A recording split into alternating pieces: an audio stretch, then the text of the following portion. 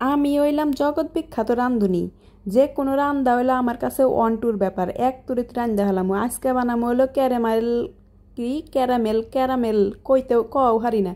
হেতা বানামো পাউরুটির চার মুড়া থেকে লাল লাল যে আছে হেগনা কাইটা নিয়ে একখান ডিশের মধ্যে ভালো করে সুন্দর করে আল্লাহ সাজামো। কাঁচের ডিশ তো নাই, সেই জন্য এই স্টিলের ডিশে থুইলাম। এখন চেনে নিছি একখান পাল্লার মধ্যে। এখনই হইলো আসল খেলা। ক্যারামেল কিন্তু বেশি লাল হয়ে গেলে তিতা নাকবো। দিয়া দিমু এখন এর মধ্যে দুধ ডাইলা। এখন দুধ ডাইলা দিয়াও তো বিপদে পড়ছি, খুন্তি আটকে গেছে।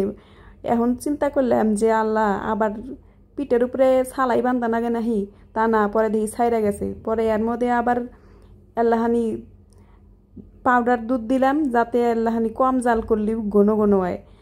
পরে দিয়া দিলাম চিনি, এ পরিমাণে চিনি দিছি। পরে খাইবার নয় দেখি যে হাইরে মিটার মিটা হইছে। তো যাই হোক, পরে এই যে ডাইলা মাইলা দিলাম এর মধ্যে।